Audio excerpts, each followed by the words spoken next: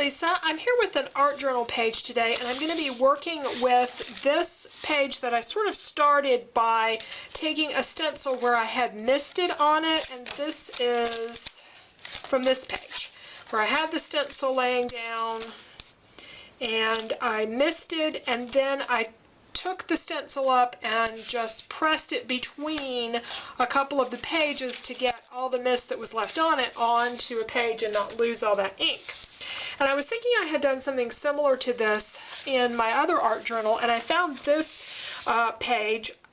What I did on this one was I laid my stencil down and I misted over it and removed it, and then I used and after it dried, I put the stencil back and I used a marker to outline around all the little edges to give it that black border, and I really like how the page came out. But we're going to do something a little bit different for this one.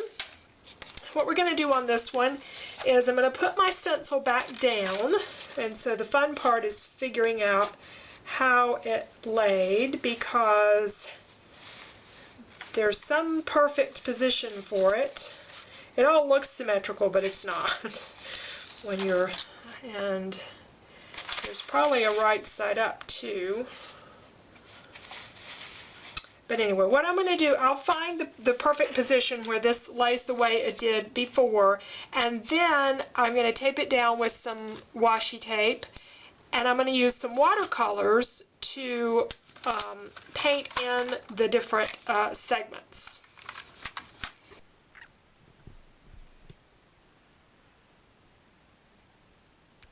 So I'm starting with some bright colors, almost a sunshine kind of look.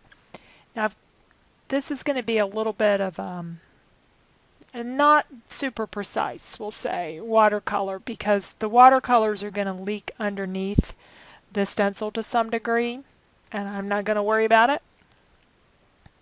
I'm just having fun playing with some colors and being kind of casual about all this. Precise coloring is not my strong suit anyway.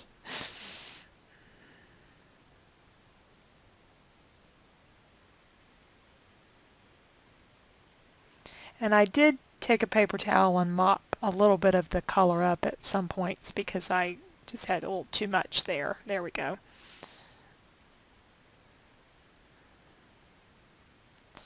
And I used my heat gun to dry this at times as well, so I could kind of move along to different areas. And the stencil had, even though I had it in its best position, because of the way I had laid it in between the pages, I think it had shifted a little bit, and so I ended up having to shift it and like do the top half of the design and then come down and color the bottom half of the design to get everything lined up.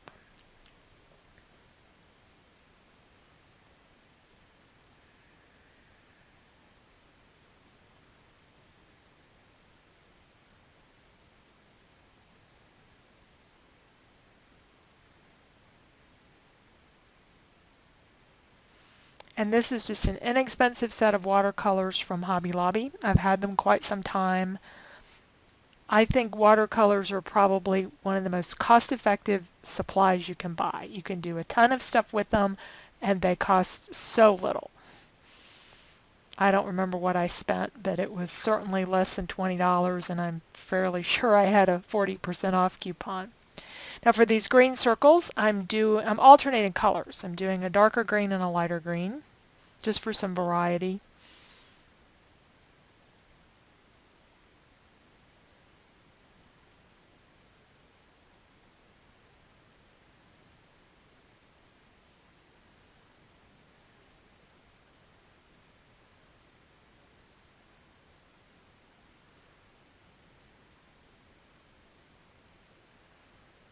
Alright, now I've got the watercoloring done over on the left, and what I'm doing on the right is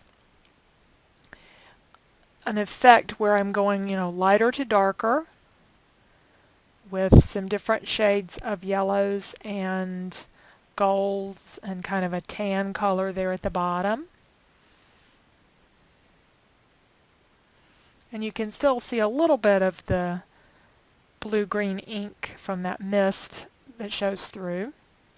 And after I got that done, I thought, well, I really need to put the yellow over on the other side as well. around the edges, so I added the stencil in and went around the edges with the yellow.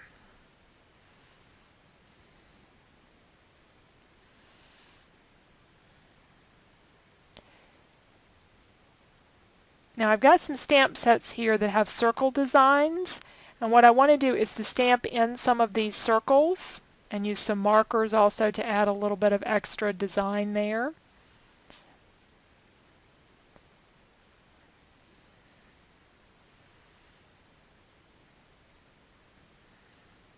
The second little flower set there in a clear stamp is from Hampton Arts, I think. It's an old one, I've had a long time. It's got some pretty images, and the other one is the Stamping Up set.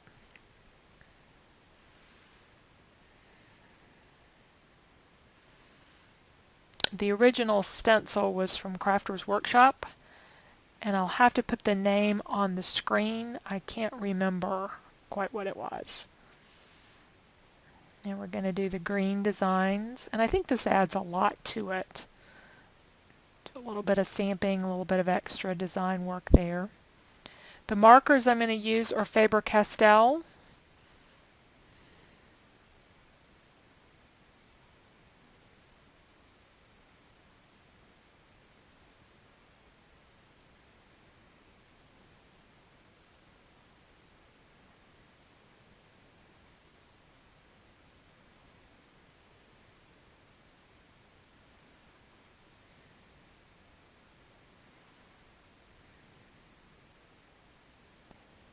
And I just sort of drew the triangle so I could play with designs.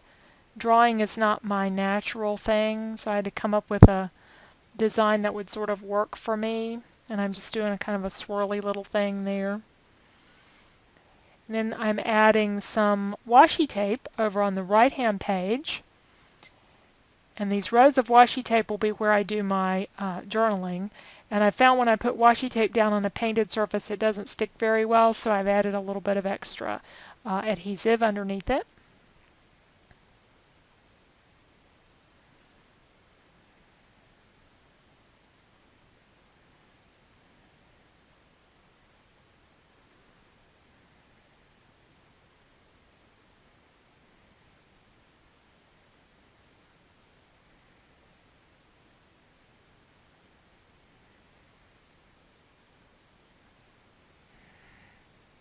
And I'm taking my markers and I'm doing sort of a border underneath each of the washi strips. Just a little bit of freehand work, and I'll kind of color in the designs as well.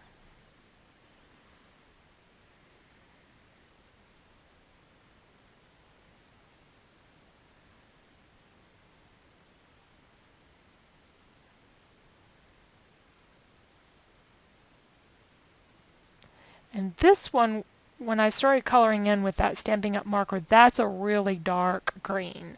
So I put some water on it to try to kind of pick some of that back up because it's a water-based marker. So I was trying to lighten it up a little bit, and I got some of it off of there. And then just went on with a lighter color.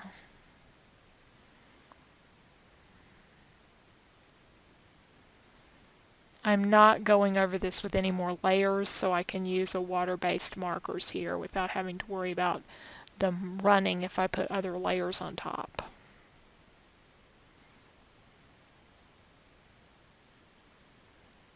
And then here is our finished page. Finished drawing in designs, and you can see the stamp designs over on the left. Finished in that I haven't put any journaling on there. I'm actually going to write over top of each of the rows of washi tape, and I was thinking about adding some words into the yellow pieces over on the left, but I ended up not doing that in the end. But I did the journaling separately since it's kind of personal. Thanks for watching, and I hope you enjoyed the video.